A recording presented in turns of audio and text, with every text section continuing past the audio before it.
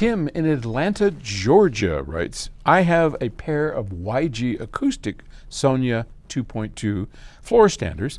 If you don't know that speaker, they are friends of ours who have a company just down the road a piece, as they say, and they are made of aluminum.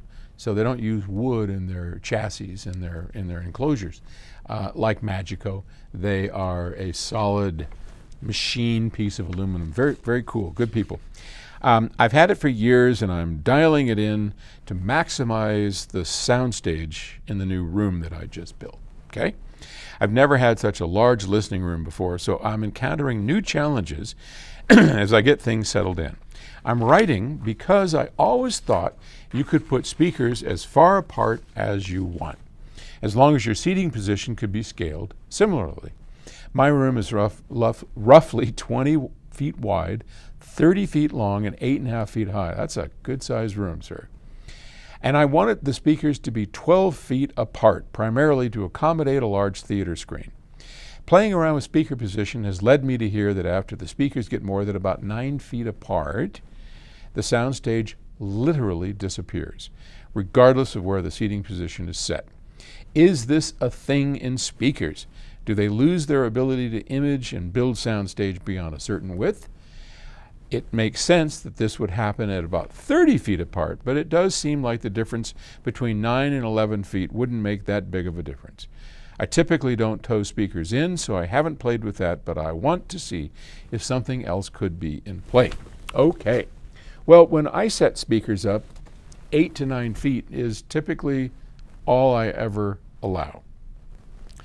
And there's a reason for that. And in my book, The Audiophile's Guide, which I don't know if you're following that or not, but you might want to get a copy of it, because in that book, it describes two distinctly different ways of setting speakers up.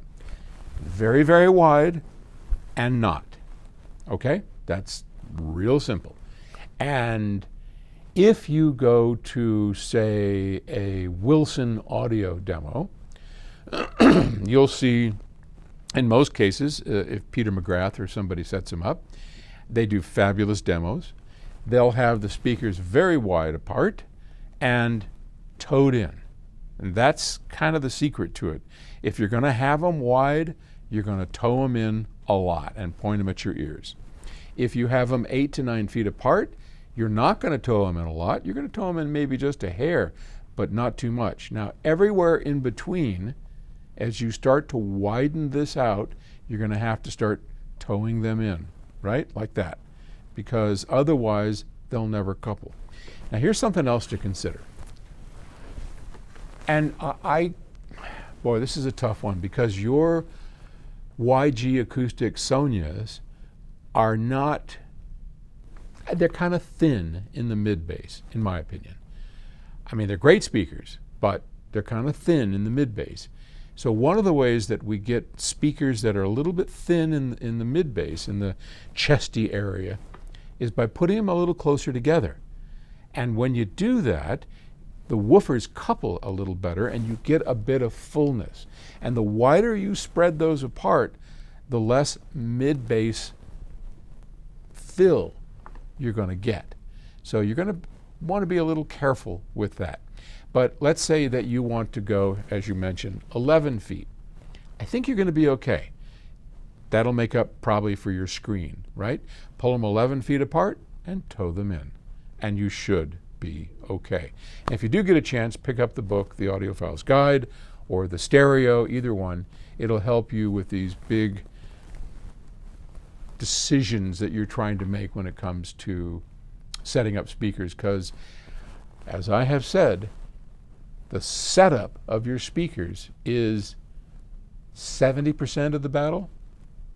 The other 30% is the quality of your speakers. But that setup, whew, so important. Okay, thanks. Good luck.